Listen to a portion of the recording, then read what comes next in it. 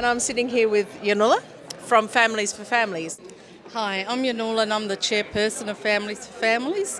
Families for Families is a peer support network for people with an acquired brain injury in their families. We've been running for 11 years now. It's purely volunteer based. Everybody's a volunteer. We don't get funding from the government. It's whatever we can fundraise. But it is definitely a need in our community. So it's a support network, isn't it? It's a support network, yeah. So we call it a peer support network. So we run workshops, we run social activities, we offer support whether it's by phone call, face-to-face. We run monthly groups.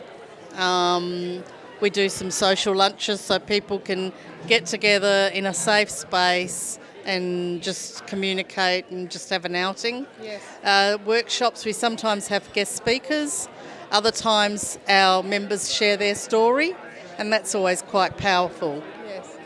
So is it a set schedule for families, or is this kind of like a fly-by-night sort of a deal where, you know, sometimes you might have 3 events on in a week, and other times there might be like 2 weeks without anything? What's the deal with that? Okay, so it is. We do have a set calendar for the year. So we run for each of the groups we've got. We've got one in the south, one in the west, a couple in the north. We've got some regional groups. They meet once a month for 2 hours. And in that 2 hours, sometimes we'll have people from different organisations come and talk to them about what they offer, answer questions. And as well as that, we have a social lunch group once a month. That's held at the OG Hotel every time. Maybe every couple of months we'll have a dinner somewhere. And so we sort of tend to decide that we decide that, then put out a flyer. We do a monthly newsletter, and that's where all our flyers for that month go on. And then we do a few events, like we've just had a movie afternoon. We've got an annual dinner coming up, and then other things that'll just be someone's thought of something and we'll have a go. Great. So tell me, Yannoula, what was it that brought you to Families for Families, and what motivates you to stay with them? What motivates... Well, I started there because my sister in 2011 was diagnosed with a brain tumour, and it was a significant sized tumour. They were able to remove it in an 8-hour operation, but it left her with a brain injury, and she was 47 at the time, and it just turned our whole family's world upside down.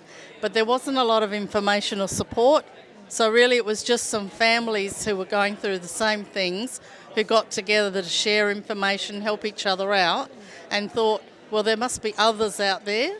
And so we just advertised who we were, and we grew. Like, we have 500 people on our database. And at the time I was working full-time, so I couldn't offer a lot of time to the organisation. But then when I retired from paid work, I said, oh, well, look, I can come on board and help. And then because I can't help myself, I ended up becoming the chairperson and running it. And I've been doing that since 2017. And I get a lot out of it because when I see that we've actually helped someone to help themselves, because that's what it's about.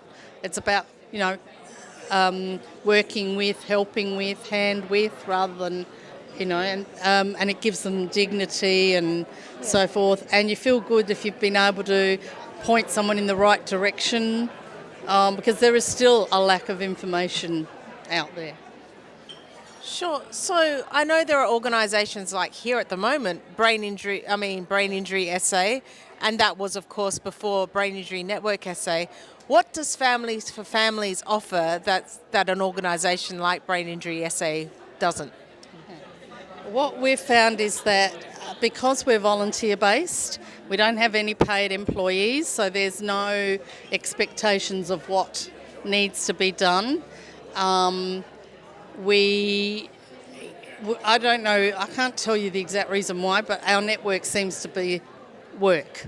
And I know that other places can't seem to quite get that. So they offer other things, but that actual network of the peer support network, we seem to be able to do really well. But I think it's because we either have a lived experience or we're, carers of people who are living with it. Yeah. And I think that makes a big difference. Whereas organisations which have got paid staff, well, a lot of those staff, that's their, that's what they trained for, but they don't necessarily have that lived experience, Yes. as you can appreciate. Lived experience is everything. Yeah. That's what By Accident is all about. That's what A New You is all about. It's about the voice of the people that are actually going through it. Because as I see it, we are the true authorities of life with a brain injury or of life with neurological difference. And gaining that support from peers and gaining that support from people who are actually living the experience rather than those people who have learnt about situations from books, from lecturers. Yep. Our wisdom, our knowledge is a brand apart. I really believe that, and Totally. I can understand. And I think that's why Families works. Yes. Because it's run by... Families works because it's actually run by the people with the acquired brain injury and their support person. So therefore it has credibility amongst the other people with the brain injury, and I think it's something you can't put a value on.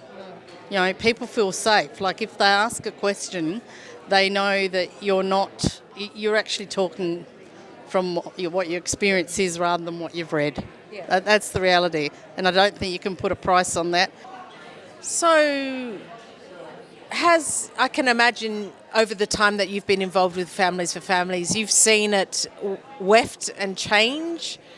Is there something that you're planning or something that you would like to evolve into or something that you would like to develop further in the future for Families for Families?